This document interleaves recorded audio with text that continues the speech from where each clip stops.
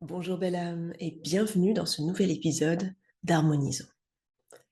Est-ce que tu as de l'hypersensibilité? Est-ce que tu as tendance à ressentir les choses de manière très intense, à avoir des valeurs humaines très importantes, comme la justice, l'harmonie, l'empathie, la paix?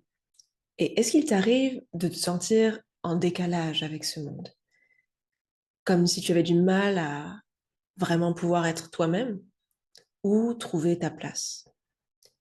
Si c'est le cas, alors cet épisode est pour toi. On va parler de trois choses aujourd'hui.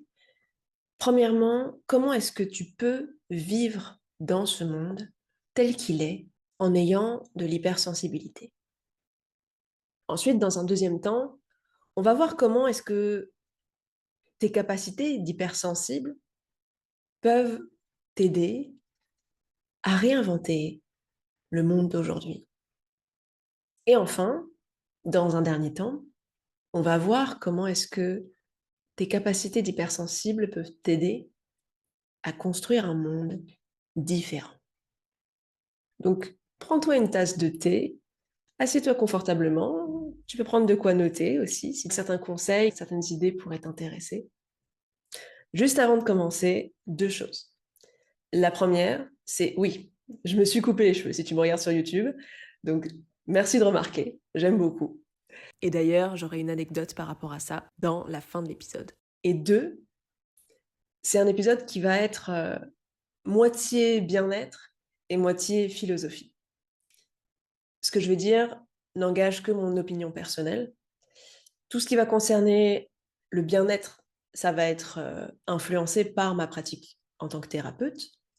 Mais tout ce qui concerne les changements de société, tout ce qui concerne cette réflexion plus philosophique, c'est quelque chose qui est simplement le fruit de ma réflexion, de mon ressenti.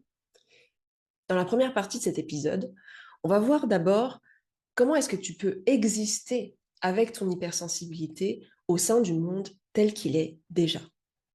Et le problème à pouvoir exister dans le monde tel qu'il est déjà, c'est qu'il y a souvent un décalage entre les personnes qui ont l'hypersensibilité et les personnes qui en ont pas, qui ont, on va dire, une sensibilité un peu plus répandue, plus faible, voire une hyposensibilité, une forme de déconnexion avec leurs ressentis. Cette déconnexion avec les ressentis, ou cette sensibilité plus réduite, peut entraîner certains comportements comme des formes de violence, des formes d'indifférence, qui vont être très difficiles à vivre pour les hypersensibles. Et par conséquent, le problème que j'observe souvent, c'est qu'il y a trois tendances. La première, c'est que la personne hypersensible, qui n'a pas encore développé un certain sens du respect d'elle-même et de ses besoins, va comme se rapetisser, se mettre en retrait, chercher à cacher son hypersensibilité, à la gommer, et va en fait se rejeter elle-même dans le but de s'intégrer dans ce monde qui ont une sensibilité et des besoins pas au même niveau et pas aux mêmes endroits. Le problème de ça, c'est que il va y avoir un mal-être qui va se faire ressentir et quand bien même on va se sentir intégré, il y a comme des parts de nous qui peuvent pas vraiment exister. Et souvent, c'est un mécanisme inconscient, hein, c'est-à-dire qu'on se met à faire ça parce que c'est tellement un besoin humain de connecter avec les autres que inconsciemment, on va rejeter toutes les parts qui rentrent pas dans ce qui est communément admis. Et ce mécanisme-là peut commencer très tôt, il peut commencer dès l'enfance, simplement parce que on exprime certains traits de personnalité que les autres vont trouver bizarres, qui vont rejeter. Et donc, on va apprendre à gommer ça et pour essayer de se mélanger avec la manière de fonctionner des autres. Sauf que ça marche un temps et ça peut apporter cette forme de soulagement et de sécurité affective parce qu'il y a des gens autour de nous. Le problème, c'est qu'en fait, à ce moment-là, on est en train de créer une dépendance affective, on est en train de créer en fait un masque autour de notre manque de confiance et notre manque d'estime de nous-mêmes dans les besoins d'hypersensibles ou les valeurs d'hypersensibles. Et par conséquent, on va commencer à souffrir de ne pas vraiment ressentir qu'on est aimé, puisque effectivement, on n'est pas vraiment authentique, on n'est pas vraiment honnête, on a soi-même rejeté des parts de nous, donc intérieurement, l'amour de nous-mêmes n'est pas complet. Donc on a toujours ce vide et toujours cette sensation que quoi qu'il arrive, on ne sera jamais assez. Donc au final, ce mécanisme de protection initiale devient en fait une prison qui nous enferme dans un masque de qui on n'est pas vraiment et qui nous asphyxie de plus en plus. On va cacher des traits de l'hypersensibilité en masquant, en faisant comme si on n'avait pas cette sensibilité-là. On va se figer et contenir à l'intérieur, repousser au plus profond et macérer avec la frustration que certaines expressions de nous-mêmes ne peuvent pas sortir. Et tout ça, on le fait parce qu'on veut vraiment être aimé et qu'on a basé ce qui était OK d'être aimé sur la norme des non-hypersensibles. Et aussi parce que souvent, on a interprété l'amour comme étant l'absence de tension, l'absence de conflit, l'absence de différence. Vraiment juste ce truc de, voilà, le long fleuve tranquille, il n'y a pas de vagues. Donc, on va éviter les conflits, on va éviter les tensions, on va éviter la confrontation. Et tout ça, encore une fois, pour avoir le droit d'appartenir, de pouvoir se sentir aimé et accepté au sein d'un groupe, ce qui est un besoin humain fondamental. Et là, ce qui va se passer, c'est que dès qu'il y a quelqu'un qui va nous faire une remarque sur le fait qu'on est trop sensible, qu'on prend les choses trop à cœur, qu'on devrait moins se prendre la tête, tout d'un coup, on va se sentir invalidé, on va se sentir incompris, et ça peut déclencher nos insécurités de rejet. Et du coup, au lieu de prendre le temps de simplement accueillir nos émotions et se donner la place et la légitimité de ressentir déjà en soi-même, avant de peut-être communiquer aussi avec l'autre, qu'est-ce qui se passe vraiment à l'intérieur de nous, pourquoi est-ce que c'est si intense, pourquoi est-ce que ça nous tient tant à cœur finalement, au lieu de laisser l'expression être entendue, on va essayer de la taire, essayer de l'enfouir profondément, rejeter son existence, se détester d'avoir ces fonctionnements.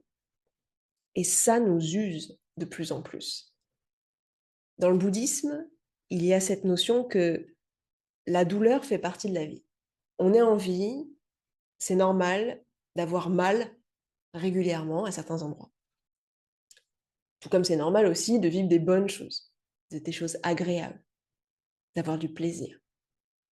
Mais la souffrance, elle, on peut la prévenir, on peut l'éviter. Et la souffrance, c'est quoi?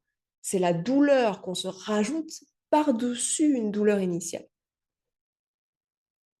C'est comme si tu tombes par terre et tu as mal parce que tu t'es fait mal. Et qu'en fait, tu étais en train de te condamner d'être par terre, d'être tombé, de commencer à blâmer le sol, de ne pas être droit, de se mettre à te critiquer toi, d'avoir trébuché, de ne pas savoir marcher correctement. Et en fait, et toute cette non-acceptation de la réalité simple des choses. Et cette réalité simple, ça peut être juste, j'étais pas attentif, quelque chose m'a distrait, j'ai trébuché, je suis tombée. Maintenant, j'ai mal. Cette non-acceptation de la réalité simple des choses génère en fait de la souffrance supplémentaire et crée de la complexité, et crée de l'embrouille, et crée de la difficulté au quotidien. Et l'acceptation, c'est ce qui nous permet d'agir derrière.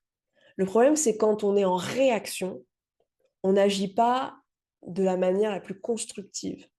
Et là, ce qui se passe dans cette peur du rejet qui est déclenchée par le fait que, oh, on a découvert un aspect de moi qui est différent, que les gens ne comprennent pas, que les gens ne ressentent pas de la même manière, alors il faut que je le cache.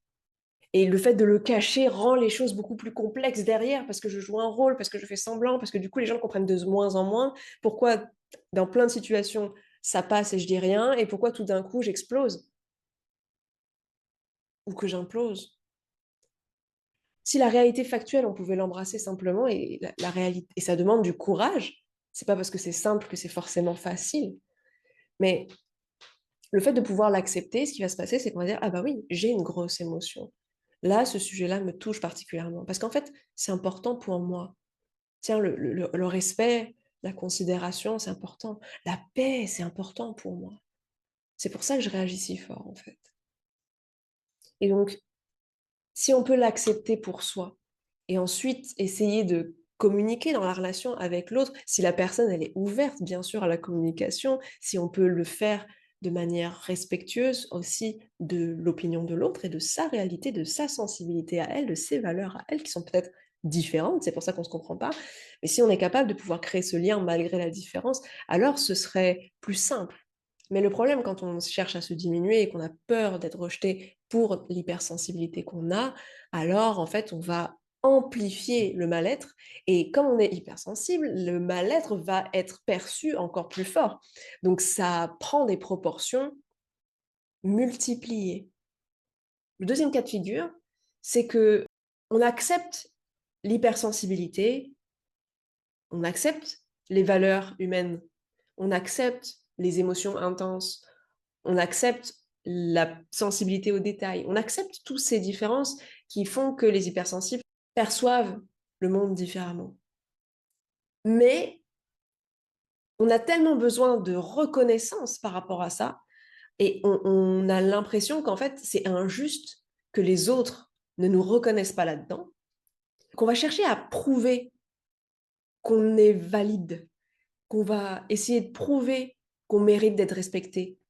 On va essayer de prouver qu'il y a de quoi être reconnu. Et donc, du coup, là, on va essayer de se faire grand. Là où dans le premier cas de figure, on essaie de se faire plus petit, là, on essaie de se faire grand, on essaie de mettre en avant nos forces. Et si jamais la personne en face ne raisonne pas avec, ça peut venir toucher notre insécurité. Et là, on va essayer de convaincre, on va confronter, on va pas hésiter à rentrer quelque part dans l'autre d'une manière assez rigide et tendue pour imposer notre point de vue, tout simplement parce qu'en fait, on a tellement besoin d'être validé. Et ça veut dire qu'en fait, quelque part, à l'intérieur de nous, on n'a pas encore accepté que le monde n'est pas fait que de personnes qui ont de l'hypersensibilité. Et que quelque part, on est en train de reproduire l'injustice qu'on a vécue nous-mêmes. Et c'est-à-dire qu'on est en train de commencer à chercher à imposer notre norme comme étant la meilleure, comme étant celle que tout le monde devrait adopter. Et on peut commencer à prendre de haut les personnes qui ont moins de sensibilité, qui ont des valeurs plus matérialistes, qui sont moins portées sur les détails, moins exigeantes, moins portées sur le collectif et plus sur l'individualisme. On va commencer à juger tout ça.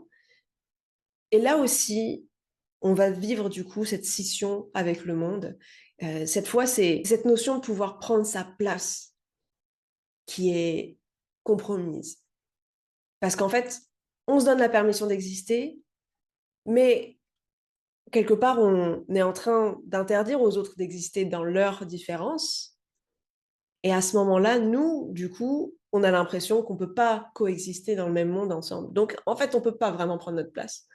Donc, quand on a ce comportement de se faire grand, de chercher à prouver qu'on a de la valeur, qu'on mérite le respect, en fait, c'est surtout qu'au fond, on n'a pas encore trouvé comment exister dans ce monde tout en acceptant et en incluant l'autre. En fait, souvent, c'est qu'on a développé cette deuxième posture parce qu'on a vécu la première. On a vécu le fait de s'effacer, on a vécu le fait de se sentir exclu, rejeté. On a vécu le fait que les différences qu'on avait généraient du conflit.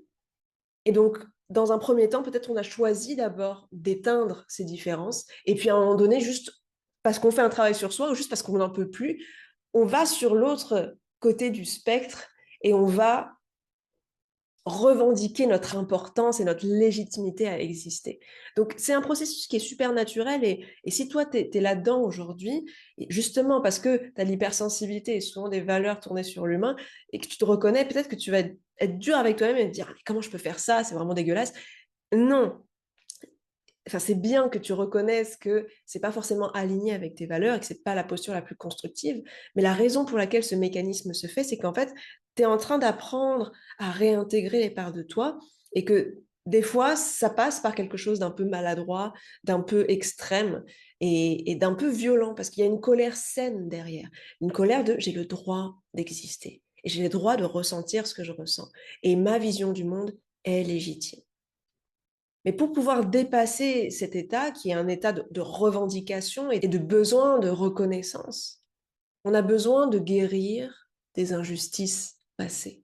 On a besoin d'apaiser dans notre cœur ces histoires où on s'est senti justement rejeté, ou la colère qu'on peut avoir contre soi-même d'avoir à un moment donné rejeté nous-mêmes notre hypersensibilité et nos valeurs. On a besoin de se réconcilier tout d'abord avec soi, de reconnaître que la première posture qu'on a adoptée, c'était aussi pour nourrir un besoin.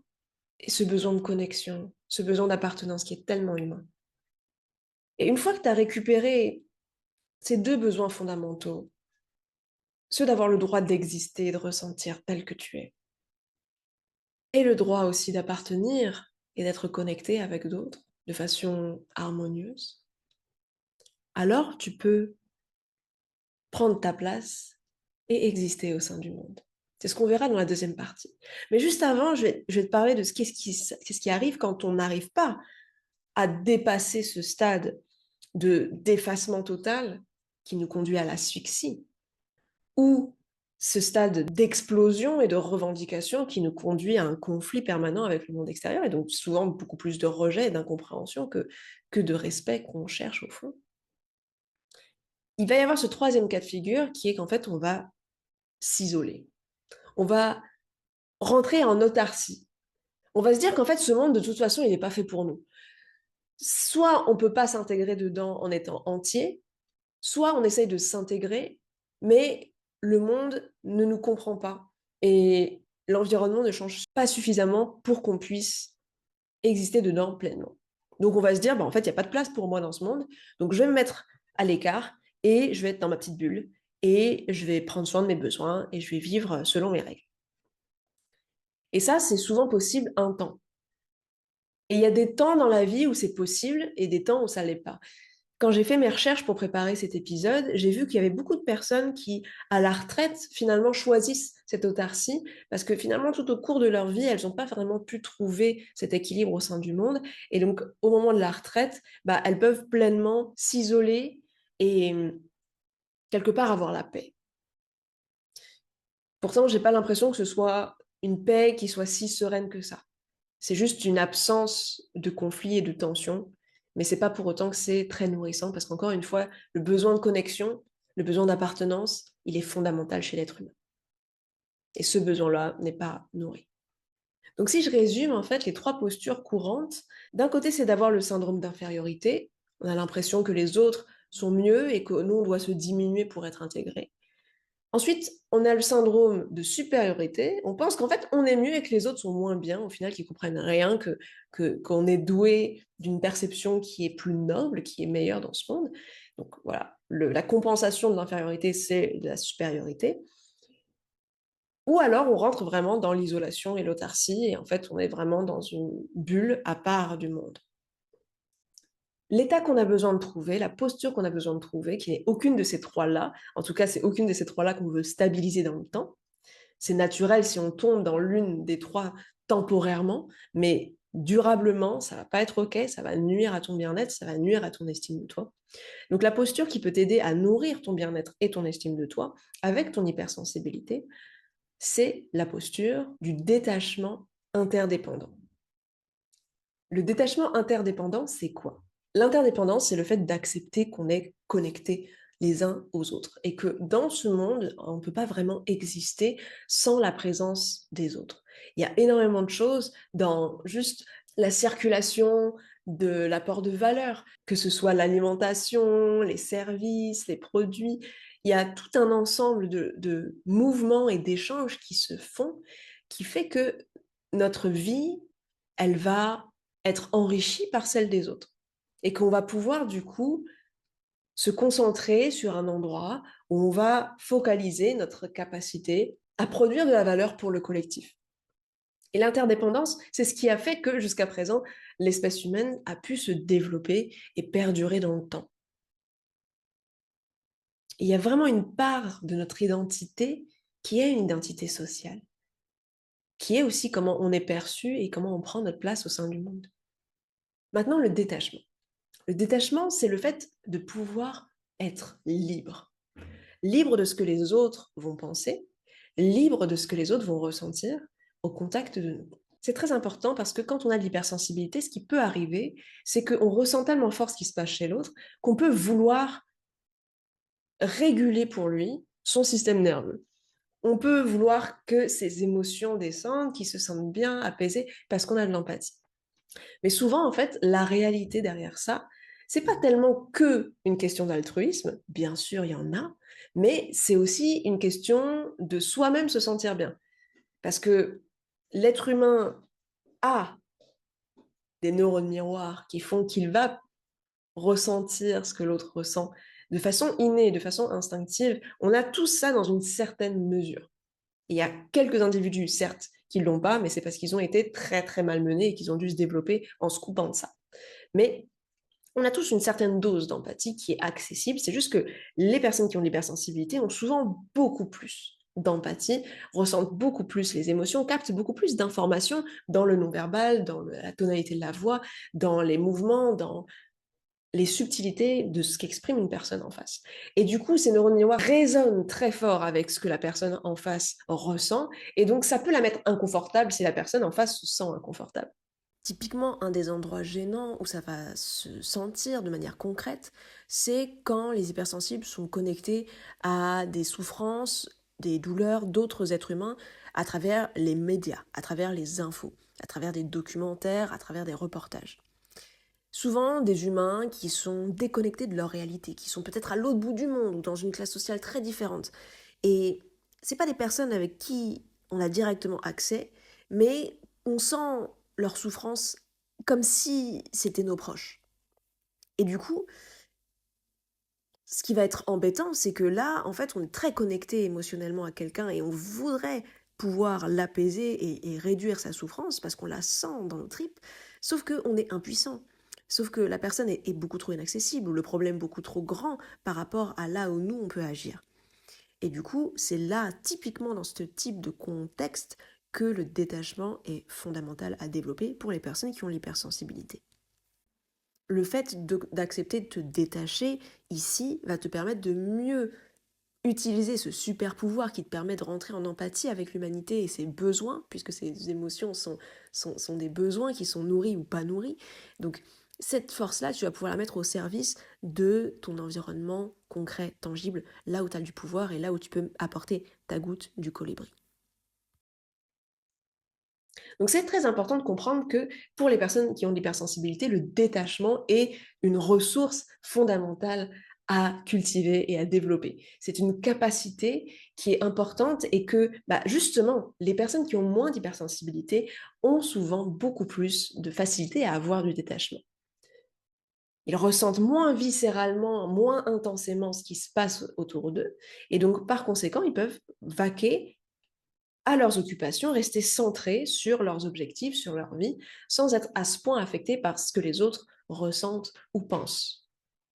Même si, évidemment, ils sont aussi des êtres humains, donc ils sont aussi, cette identité sociale, c'est aussi important pour eux d'être nourris dans le relationnel et ils ont aussi tout le monde a des peurs de rejet, d'abandon, elles sont archaïques, elles font partie du fait qu'on est des animaux sociaux, donc le rejet, l'abandon, c'est la pire chose qui puisse arriver, et le fait que nos semblables se retournent contre nous, nous critiquent, nous rejettent, nous malmènent, c'est évidemment une peur qui est engrammée dans toute l'humanité. Mais cela étant dit, ce qui passe pour de l'indifférence chez les personnes qui n'ont pas une hypersensibilité, c'est en fait souvent du détachement. Et c'est bien d'être détaché. C'est bien d'être détaché parce qu'en fait, on peut vraiment se préoccuper de nourrir nos besoins et nos valeurs. Ça veut dire que par exemple, si notre valeur c'est l'empathie, on peut choisir de rentrer en empathie ou pas. On peut choisir avec qui on le fait. Mais quand on n'a pas le détachement, en fait, on rentre en empathie et parfois même en sympathie, parce que c'est pas tellement le fait de juste comprendre ce que l'autre ressent, c'est vraiment vivre avec l'autre ce qu'il ressent. Et donc là, en fait, on est pris en otage par les émotions que l'autre ressent et personne ne nous impose ça. Là, c'est notre propre ressenti intérieur qu'on a besoin de manager, qu'on a besoin d'apprendre à maîtriser, à réguler et à fonctionner avec.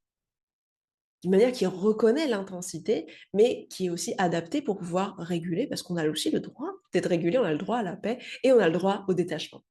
Je mets une petite parenthèse parce que justement, les personnes hypersensibles peuvent souvent tomber sur des personnes qui ont des traits de comportement toxiques, manipulateurs, vampires énergétiques, tout ça. Donc, c'est des personnes qui vont avoir ce comportement, qui veulent que vous vous mettiez dans une posture de sauveur et qui va vous reprocher d'être le bourreau si jamais vous ne les aidez pas ou vous leur donnez pas l'empathie qu'ils espèrent avoir. Donc là, je suis pas en train de parler de ça, hein, on est d'accord? Là, je parle vraiment de juste si d'un être humain qui tombe devant toi et qui te connaît pas, toi, tu peux ressentir intensément son mal-être, mais lui, t'as rien demandé. Et là, il faut bien que je rajoute, parce que si tu es hypersensible en écoutant ce que je viens de dire, tu vas te dire, mais évidemment, je me précipite pour relever la personne, voir si elle va bien. Évidemment, je te vois, je te sens, on est ensemble. Cela dit, cette personne-là, je te parle pas d'une chute catastrophique, hein, mais juste quelqu'un qui tombe et qui peut se relever dans la seconde, potentiellement, c'est OK. Ça va, en fait. Et le problème avec l'hypersensibilité, c'est souvent que, en fait, notre monde s'arrête à partir du moment où les autres rencontrent des micro-perturbations, des micro-désagréments qui peuvent, en fait, tout à fait gérer.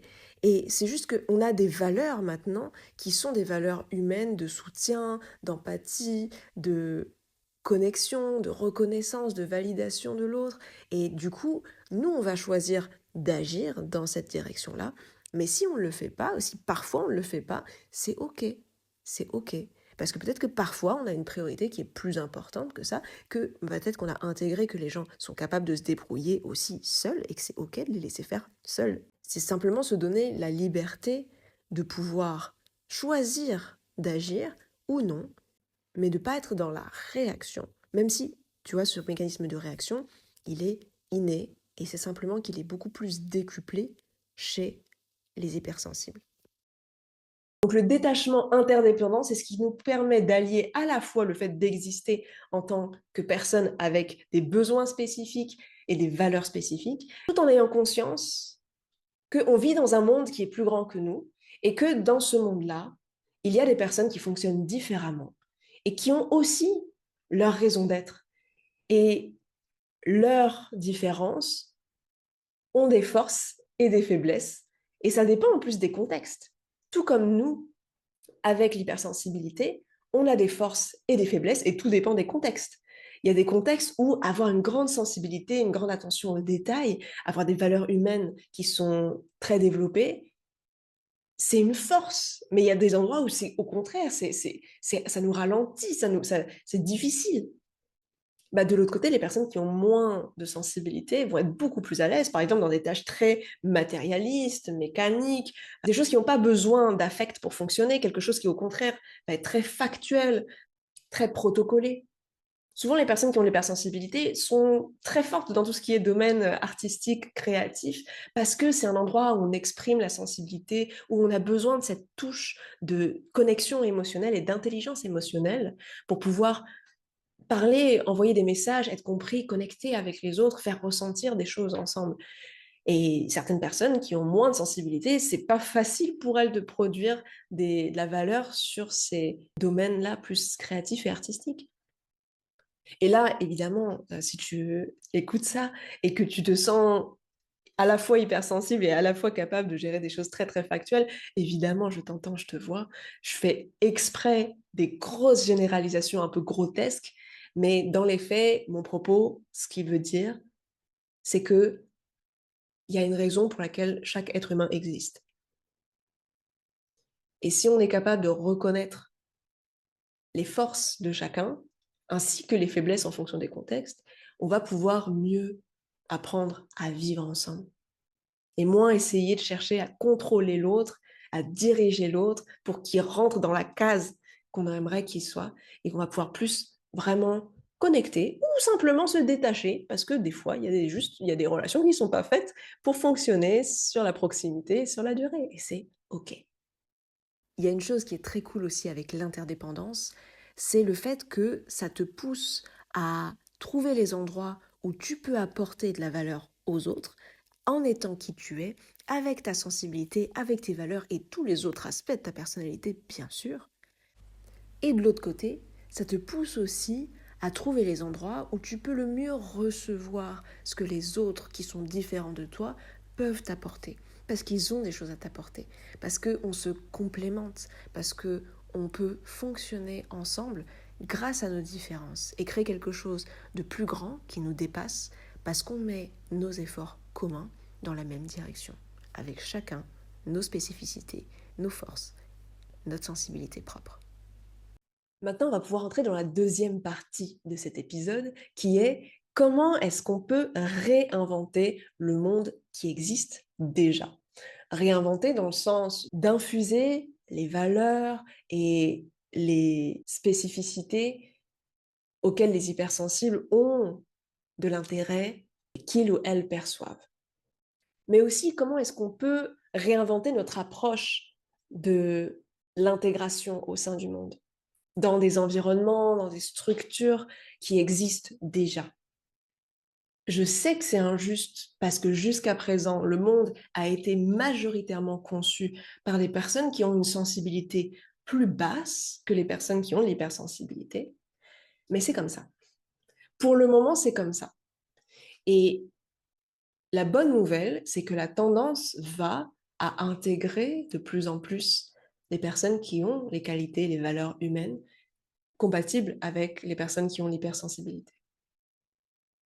Alors, pourquoi cela? Déjà, parce que dans un premier temps, il y a eu une première cohorte de personnes qui ont de l'hypersensibilité et qui avaient la tête dure, qui avaient cet esprit de combativité, cet esprit de challenge et qui avaient cette vision long terme de pas négocier finalement avec ses besoins et ses valeurs intrinsèques à beaucoup de personnes qui ont l'hypersensibilité. Et ces personnes-là ont pu voir que dans des environnements, par exemple, de travail ou des environnements sociaux, des espaces collectifs, il y avait des problèmes. Et leur sensibilité leur a permis de voir il y a des problèmes, et ces problèmes ont pris de l'ampleur. Par exemple, ça peut être les turnovers, les démissions, les burn-out, qui sont là récemment, par exemple, depuis la crise du Covid, particulièrement accrus. Les personnes qui ont l'hypersensibilité ont pu détecter très tôt qu'il y avait un problème et qu'elles ne se sentaient pas bien là-dedans, et elles ont pu aussi faire le lien entre le fait qu'il y a beaucoup de personnes qui finalement souffrent aussi de ça, peut-être dans une manière un peu plus atténuée, mais quand même présente. Et ces personnes-là qui ressentaient et étaient connectées à ces valeurs de respect d'une certaine forme de sensibilité et de lien humain et de lien avec la nature, elles ont commencé à mettre en place des actions, des changements dans des environnements qui existaient déjà. Et si toi, tu te reconnais là-dedans, si tu es quelqu'un qui a de l'hypersensibilité et qui a la tête dure, qui aime bien le challenge, qui est prête à te battre pour des solutions sur le long terme et qui est prête à garder la ligne de tes valeurs au centre des décisions que tu prends, peut-être que toi, justement, tu vas aimer aller dans des entreprises, aller voir les services publics, aller chercher à changer la configuration de certains endroits, de certaines organisations qui sont déjà en place. Et c'est pas facile. Cette énergie, c'est une énergie de militantisme, c'est une énergie d'activisme. Et c'est pas facile, mais si tu te sens appelé par ça, si toi, tu as l'énergie pour ça et que tu acceptes les règles du jeu, que tu acceptes que c'est quelque chose de difficile et que tu acceptes qu'en face, ça va pas changer comme ça en un claquement de doigts, bah, tu peux jouer à ce jeu-là. Tu peux changer certaines règles à partir du moment où tu comprends que les changements prennent du temps. Tu peux être une actrice, un acteur de changement au sein d'espaces qui existent déjà. Maintenant, si jamais tu n'as pas autant de combativité, si jamais tu es plus dans la force douce, tranquille, que tu n'as pas envie de lutter, que tu as juste envie d'être et d'exister, là, c'est ta responsabilité de trouver des espaces qui aujourd'hui sont plus compatibles avec tes besoins et ta sensibilité et toute la valeur que tu peux amener en étant toi-même. J'ai demandé aux hypersensibles sur mon compte Instagram de me partager quelle était leur vision d'un monde meilleur. Qu'est-ce qu'ils aimeraient voir plus et qu'est-ce qu'ils aimeraient voir moins. Je vais te partager la liste de ce qu'ils m'ont répondu pour que tu puisses te projeter et voir si ça résonne ou pas avec toi. Et l'idée, en fait, d'imaginer ensemble dans quels espaces déjà existants est-ce qu'ils pourraient vivre et honorer ses besoins et ses valeurs. Premièrement, la santé psychique. Certaines personnes m'ont dit on aurait besoin de plus de guérison d'enfants intérieurs, plus d'accès à des suivis psychologiques longs et pris en charge par la sécurité sociale. Donc là, il y a vraiment cette notion de fréquenter des environnements qui favorisent la guérison et qui soutiennent aussi financièrement la guérison. Est-ce que ces endroits existent? Oui. Peut-être pas autant que dans la vision parfaite de ce qu'on pourrait espérer, mais qui sait? C'est quelque chose vers lequel on pourrait aller. Je prépare d'ailleurs un épisode sur ça d'ici la fin de la première saison d'Harmonisons. Mais aujourd'hui, il existe de plus en plus de mutuelles qui commencent à rembourser des approches alternatives de bien-être. Il existe des associations, il existe des regroupements d'indépendants qui vont proposer leurs services à des frais plus avantageux, voire parfois faire cadeau de leurs services. Il y a des environnements collectifs qui font du coup que les prix sont plus abordables pour pouvoir travailler et cheminer sur la guérison intérieure. Et je pense que c'est important, notamment par rapport à tout ce que je t'ai dit dans la première partie, de la nécessité de pouvoir guérir le passé et trouver la paix à l'intérieur pour pouvoir s'accepter complètement, se respecter complètement et ainsi pouvoir être confortable d'être soi dans ce monde. Au niveau de la conscience collective, il y a plusieurs besoins qui se sont exprimés. Par exemple, plus d'éducation et de sensibilisation aux neurodivergences tout au long de la vie, par exemple à l'école, dans les milieux pro, dans les études. Et donc moins de préjugés et de clichés sur ces divergences-là. Aujourd'hui, par exemple, il y a des écoles qui sont spécialisées pour les enfants surdoués.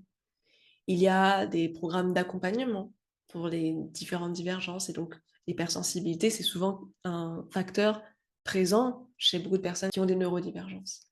Il y a aujourd'hui des contenus sur les réseaux sociaux qui parlent et qui éduquent.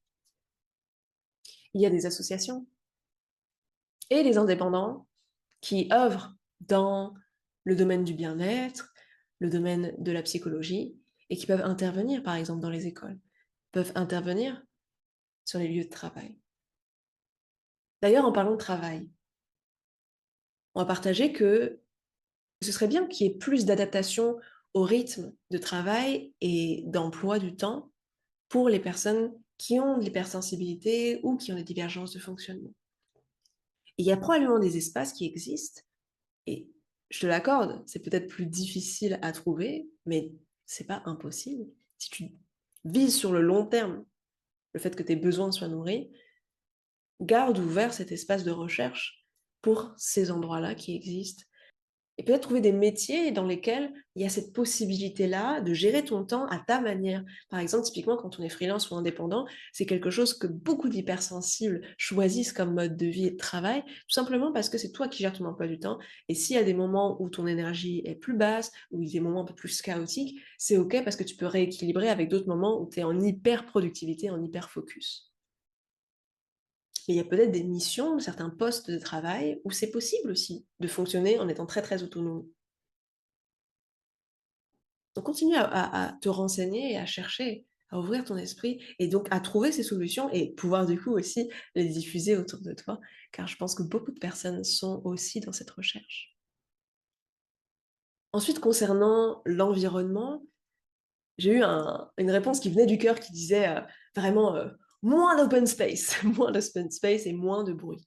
Parce qu'effectivement, avec l'hypersensibilité, on peut être extrêmement sensible au bruit, certaines personnes plus que d'autres chez les hypersensibles. Et du coup, effectivement, le calme, plus de nature, on m'a dit, pouvoir trouver des environnements de ce type-là, par exemple, pour travailler ou pour passer du temps libre. Et assumer que ton besoin de tranquillité est important. Et donc, il y a certains environnements, c'est rédhibitoire. Tu n'accepteras juste pas de travailler dans ce type d'environnement. Et tu choisiras celui dans tes possibles qui te permettra le plus de te ressourcer à cet endroit, au niveau de ce besoin. Et pense toujours au long terme aussi, parce que si là, tout de suite, tu as l'impression que tu n'as pas beaucoup d'options, que dans la région où tu habites, avec les formations que tu as, bah en fait, tu es obligé d'aller dans tel ou tel espace qui est complètement à l'encontre de ton hypersensibilité, bah, sur le moment, ça va être difficile, mais pense au futur, pense au toi du futur et commence à investir sur toi aujourd'hui, que ce soit en te formant dans un domaine qui va mieux te correspondre, où tu peux voir cette perspective de lifestyle professionnel qui te correspond. Ça peut être aussi des fois juste en simplement déménageant, en choisissant de vivre dans un autre lieu de vie. Et là aussi, c'est un projet qui est plus sur le moyen, voire long terme. Donc certes, c'est pas facile parce que bah, pour beaucoup d'entre nous, on n'a pas forcément grandi avec la conscience de nos besoins réels. Et donc les choix qu'on a pu faire plus tôt, quand on était encore si jeune, pour pouvoir choisir comment se professionnaliser, quelle formation faire, etc., dans quelle ville habiter, on a probablement pris des décisions en se projetant en tant que personne qui n'a pas ces atypies, qui n'a pas cette si grande sensibilité, qui n'a pas ces valeurs humaines si importantes.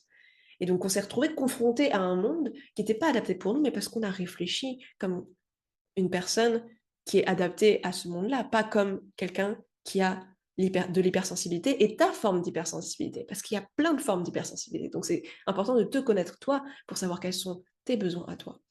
Et certes, c'est injuste, mais il y a énormément de choses dans la vie qui sont injustes. Et c'est injuste de ne pas avoir pu savoir plus tôt. Mais ce qui est cool, c'est qu'en sachant ça aujourd'hui, tu peux prendre des décisions.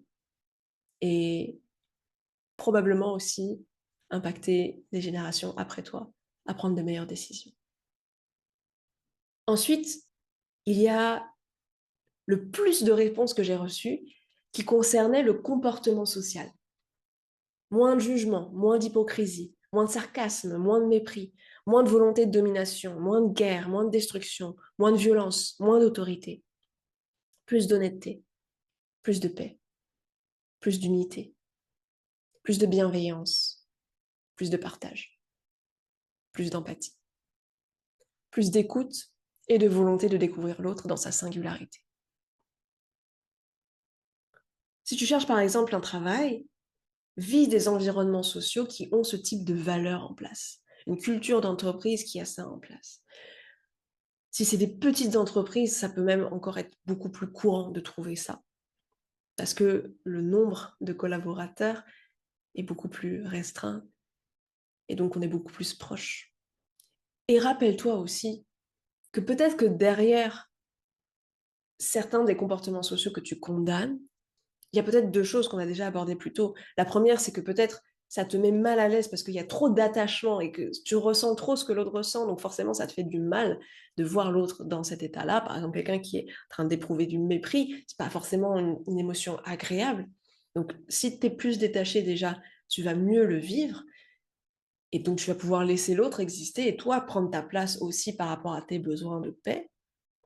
Et de l'autre côté, peut-être qu'il y a quelque chose du fonctionnement humain, toi qui aimes l'humain, il y a peut-être quelque chose du fonctionnement humain derrière cette expression que tu condamnes. Derrière la violence, la guerre, la destruction, il y a des besoins humains. C'est juste qu'ils sont peut-être pas sensibles, mais qui sont peut-être plus matériels, matérialistes. Et on vit autant dans une réalité matérialiste qu'une réalité sensible. On a besoin d'embrasser les deux et de comprendre les deux. Car je crois profondément, et c'est mon opinion, que c'est en acceptant la réalité derrière les jugements qui nous opposent qu'on va pouvoir construire ensemble s'il y a quelque chose à construire, s'il y a la possibilité de construire ensemble. Mais si d'office on est dans le rejet, c'est sûr qu'on ne peut pas construire et collaborer ensemble. Voilà pour les partages de mes abonnés sur Instagram qui sont hypersensibles. Et merci à toi si tu en fais partie, si tu as participé à ça. Merci d'avoir contribué à cet épisode et partagé ta vision, ton ressenti. À présent, on va rentrer dans la troisième partie de l'épisode et je pense que si tu as participé au sondage sur Instagram, tu y es venu dans cet épisode pour cette partie-là notamment, qui est comment bâtir un monde qui est plus adapté aux personnes qui ont de l'hypersensibilité. Donc on a vu précédemment qu'il y a déjà des environnements qui sont en train de se créer, qui peuvent être compatibles. À partir du moment où tu comprends tes besoins, que tu te connais, que tu connais tes valeurs, et tu peux commencer à ouvrir les champs des possibles et vraiment chercher des environnements qui vont être bons pour toi, sans chercher un truc parfait, absolu. Je le précise, je ne pense pas l'avoir précisé tout à l'heure, mais attention parce que beaucoup de personnes hypersensibles peuvent aller dans les extrêmes comme ça et donc perdre un peu contact avec le fait que la réalité est pleine d'imperfections et c'est OK. Mais par contre, voilà, si c'est vraiment des environnements qui sont ultra toxiques, plus toxiques que ressourçants pour toi, c'est sûr que sur le long terme, tu vas gagner à chercher quelque chose qui est différent, trouver et t'installer dans quelque chose qui est meilleur pour toi. Mais si jamais tu ne le trouves pas dans ce monde, si jamais vraiment c'est trop incompatible avec d'autres besoins de ta vie, des raisons justement très matérielles, euh, tu peux pas te déplacer, tu peux pas changer de carrière, admettons. Dans ces cas-là, peut-être que tu vas vouloir œuvrer avec ton énergie, avec ta sensibilité, avec ta vision, œuvrer à créer un espace dans le monde qui est sur mesure pour toi et par conséquent peut-être pour d'autres personnes qui fonctionnent comme toi. Et c'est pour ça que j'aime tant les entrepreneurs et les artistes. Et je trouve qu'il y a beaucoup de points communs entre les deux. Et du coup, peut-être que dans ta vie, tu vas pouvoir adopter l'un ou l'autre, voire les deux en même temps. En fait, ce que j'observe, c'est que les entrepreneurs sont très connectés à la dimension matérielle, ont des capacités dans le matériel à créer du changement. Et ce qui est intéressant, c'est que les entrepreneurs sont connectés à un besoin du terrain, un besoin de la réalité des êtres humains. Et ils cherchent à trouver des solutions, qu'elles soient innovantes ou simplement éprouvées déjà, des solutions qui vont permettre aux êtres humains, un certain type d'êtres humains, dans un certain type de contexte, à résoudre certains de ces problèmes et à avoir une vie meilleure. Donc, tu pourrais très bien entreprendre et t'adresser à une clientèle d'hypersensibles, ou même un certain type d'hypersensibilité. Et aujourd'hui, on voit qu'il y a de plus en plus de choses qui se développent pour les personnes hypersensibles. Donc, c'est un grand marché qui s'ouvre. Il y a toute cette communauté de personnes qui ont des problèmes et dont le monde, justement, ne l'aide pas à résoudre ça. Eh bien, tu pourrais intervenir et apporter une solution qui va être une vision, des forces que toi tu peux mettre en avant, des valeurs que toi tu peux ajouter pour améliorer la vie de ces personnes-là. De l'autre côté, les artistes, pour moi, c'est également des personnes qui sont très connectées. Mais cette fois, elles ne sont pas connectées forcément à l'aspect matérialiste, mais plutôt à l'aspect émotionnel de la réalité. Les artistes sont le reflet de nos époques. Ils peuvent vraiment comme absorber beaucoup de choses et le rediffuser. Et quand tu crées ton univers artistique, cette fois, ta préoccupation, c'est pas de résoudre un problème à quelqu'un, c'est simplement d'être le plus authentique possible, d'être le plus sincère dans ta démarche, de pouvoir exprimer quelque chose qui touche à la vérité d'une certaine partie de la population. Et ça va résonner, et parce que ton message résonne, il va y avoir une émulation. Et là, je te parle pas de l'aspect marketing et de l'artiste qui du coup rentrerait plus dans la case entrepreneur. Il y a beaucoup d'artistes qui sont très populaires en fait ont une équipe, ont un agent, ont des personnes autour d'elles qui vont gérer plus cette partie matérialiste, cette partie plus commerciale, et l'artiste va pouvoir se concentrer sur sa création. Après, il y en a beaucoup qui sont connectés aussi, qui ont aussi ces différentes casquettes, et l'un n'est pas opposé à l'autre, hein. C'est très important de le comprendre, parce que la manière dont les personnes euh, prennent la décision de se connecter à ton monde, c'est aussi de la psychologie, c'est de la sensibilité, c'est de comprendre le fonctionnement de l'être humain, quoi. Donc, c'est pas incompatible. Mais là, je fais beaucoup de grossièreté dans les traits de ce que je décris pour essayer de me faire comprendre et te transmettre cette vision que tu pourrais aussi amener dans ta vie, même si c'est pas un objectif financier justement, mais d'amener de l'art dans ta vie, de créer ton univers, de pouvoir te remplir de ce qui te fait du bien, de le faire avec les instruments qui te font du bien, avec les matériaux qui te font du bien, sur les sujets qui te font du bien. Ça peut te nourrir et même te permettre de t'exprimer dans ton authenticité. Et pour terminer cette troisième partie, j'aimerais vraiment te partager une belle synchronicité qui m'est arrivée là, cette semaine, quand je suis allée me couper les cheveux, justement. J'ai eu l'occasion de discuter avec une coiffeuse qui est aussi la gérante de son salon. Et elle m'a partagé une anecdote de sa vie qui m'a vraiment inspirée. Elle m'a dit que elle était allergique à tous les produits qu'on utilise dans la coloration des cheveux ou dans le fait de faire des mèches, des balayages, de la décoloration. Et si tu vois un peu comment fonctionne un commerce de coiffure, tu sais que toutes les prestations d'ordre coloration, mèches, etc., c'est des bons revenus. Mais cette coiffeuse-là, elle ne peut faire que les coupes et les shampoings. Et il y a certains types de soins, même de traitements, qu'elle ne peut pas appliquer à ses clients. Et j'ai beaucoup aimé son anecdote parce que l'allergie, c'est vraiment le même mécanisme que l'hypersensibilité. C'est-à-dire qu'il y a plein de personnes, elles sont au contact de certaines choses et elles ont une certaine indifférence par rapport à ça, ça leur affecte pas plus la vie que ça.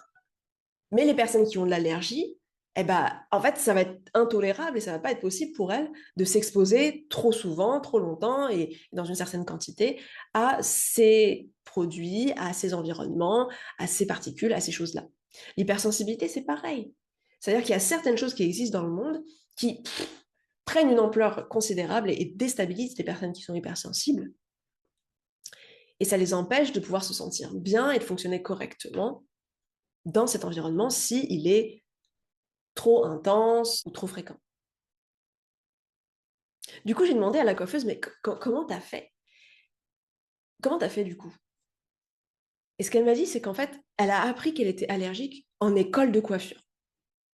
Ça veut dire qu'en fait, au tout début de son projet, elle était passionnée par la coiffure. Au tout début, elle est en train de se former et elle découvre qu'elle a cette allergie. Elle découvre en fait que elle peut pas pratiquer certaines prestations et donc effectuer certaines choses et apporter de la valeur à un certain endroit tellement en fait son allergie l'en empêche.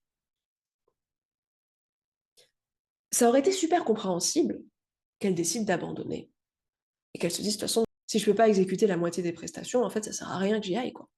Et c'est ce que beaucoup de personnes hypersensibles pourraient penser, se dire, bah, par exemple, je prends un milieu difficile comme celui de l'entrepreneuriat, et il y a beaucoup d'hypersensibles qui pourraient se dire, bah, en fait, j'ai pas la peau assez épaisse pour faire ça, ou c'est trop dur pour moi à cause de telle ou telle contrainte que mon hypersensibilité me confère.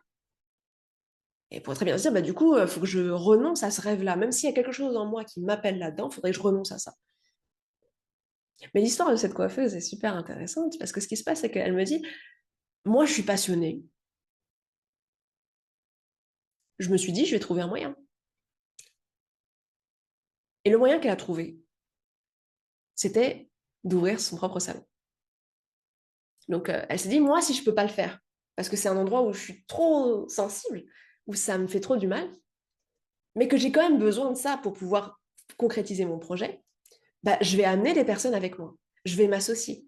Je vais trouver des employés qui, elles, vont pouvoir s'occuper de tout ce qui est la partie coloration, soins, et décoloration, mèches, etc. Et c'est comme ça que elle a racheté un premier salon, puis un deuxième, et aujourd'hui, c'est son troisième salon, et ça fait 17 ans qu'elle exerce là.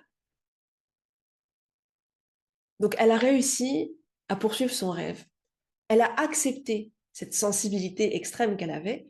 Elle a accepté que pour se respecter, elle n'allait pas utiliser ces produits-là, qu'elle n'allait pas se mettre, elle, en danger, mais pour autant, elle n'a pas abandonné son rêve. Et du coup, ça nous connecte à cette dimension d'interdépendance, ce détachement interdépendant. On a besoin de pouvoir être libre d'exister, libre de suivre nos besoins et nos valeurs, nos passions. Quand bien même ça demande du courage, de la détermination, de la persévérance. De l'autre côté, on est interdépendant. Il y a certaines choses qu'on a besoin de faire à plusieurs. Et donc, les endroits où aujourd'hui, tu as des lacunes, tu as des faiblesses parce que ton hypersensibilité, eh ben, bonne nouvelle, il y a des personnes qui n'ont pas cette hypersensibilité-là et qui peuvent te complémenter. Donc ça, c'est une des morales de cette histoire que je trouve magnifique et qui correspond vraiment avec cet épisode d'aujourd'hui. Et l'autre morale que j'avais aussi envie de te partager, qui m'est venue en entendant son histoire, c'est que quand la porte est fermée, passe par la fenêtre. Si aujourd'hui, ta vision des choses avant cet épisode était hyper fermée et que tu avais l'impression que finalement ce monde n'était pas pour toi et que tu pouvais pas vraiment rentrer et prendre ta place dedans, c'est juste que peut-être c'est pas par la porte que tu dois rentrer. Trouve la fenêtre, trouve l'endroit, l'angle par lequel la personne que tu es peut s'installer dans ce monde et se faire sa place. Donc voilà, belle âme. J'espère que tu as apprécié l'épisode d'aujourd'hui. N'hésite pas à laisser des étoiles au podcast, un j'aime sur la vidéo sur YouTube, à partager autour de toi. Ce qu'on a vu aujourd'hui, c'est comment, avec de l'hypersensibilité, on peut mieux vivre dans le monde tel qu'il est, mais aussi trouver sa place, réinventer la manière dont toi tu vas t'inscrire dans ce monde, qui est de plus en plus ouvert et conscient des hypersensibilités. Mais aussi, enfin, on a vu comment est-ce que toi, tu pouvais, dans ton monde à toi, commencer à faire émerger l'espace dont tu as besoin pour t'exprimer, pour exister et pour inviter les autres à te rejoindre. Je te remercie d'avoir écouté cet épisode, d'avoir passé ce temps avec moi.